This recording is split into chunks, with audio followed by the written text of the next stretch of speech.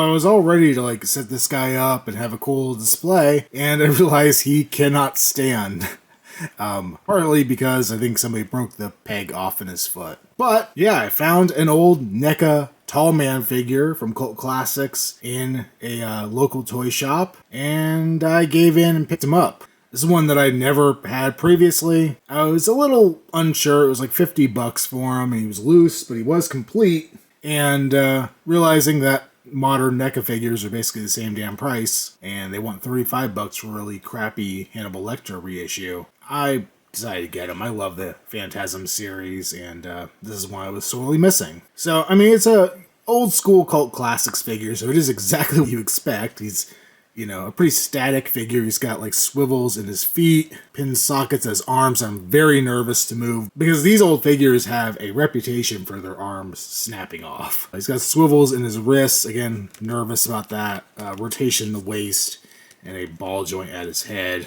Detail isn't great. You know, I don't know if I'd say that is a great likeness to Angus Scrim. It's passable though. Actually looks a lot better in this light than it did in the car when I was looking at him. But there are some like, you know, kind of crummy cast issues with his face and some bad paint there in some spots, but overall not too bad. The Sentinel in his hand, they stuck it in the shop on there with some blue tack. Probably gonna leave it like that because this thing is gonna go for a walk if I don't. He did come with his base. Obviously, as I mentioned, it has the broken peg hole. It does look like they glued him to this at one point. You can kind of see the glue residue on his foot, and the base is a little warped. You can see it's kind of a little higher on the ends. I may, I don't know, try to rebuild something. I don't know, this is just, it's not a very white base. That room, the teleportation room in the movie, is a pretty, like, clean, sterile white. And, I don't know, I feel like it would be better to have something that matched it a little bit better and was flatter, because, yeah, having the tuning fork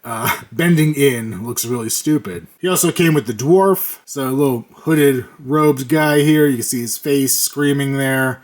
I don't think there's any articulation in the head. If there is, I can't get my hand in there to turn it. The arms do swivel. You know, they're just cut joints there. He has swivels in the wrists that don't want to move, and I'm not going to force them. He's got a little swivel in the waist. And my favorite detail, he's got nothing going on underneath. He is just hollow under the skirt. I know some of the Hellraiser figures NECA did. They just had like a flat bottom under the skirts on them. But this thing's just hollow. I mean, it works. He stands, well, can't even see that. I mean, he stands as well as he needs to, but that's just kind of funny to me. I'm not trying to go completely in depth here, but I just wanted to kind of highlight a fun little pickup that I got. Gonna have to do something to get him to actually stand properly, but overall, you know, pretty happy to pick him up. Alright, that's a lot better. Took some blue tack, threw it under his feet. Now he's standing up. There is a huge discrepancy between where the front of his feet need to be and where he wants to sit. I don't know if the figure's warped or what's going on here, but yeah, the feet are weird.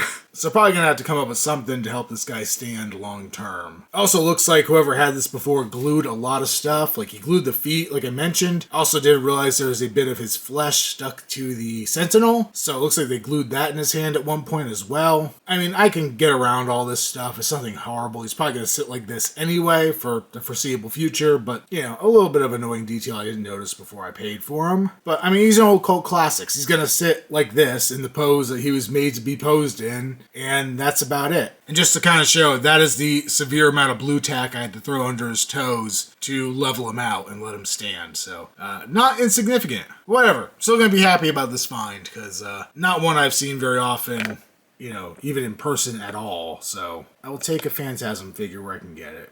It also made me realize that I've been making replicas of the Phantasm spheres for years, and I don't have one in my own collection, because I was going to like put one on the display next to him for a second just to show it off, and I'm like, I don't even own one of my own creations, so I'm going to have to make myself one.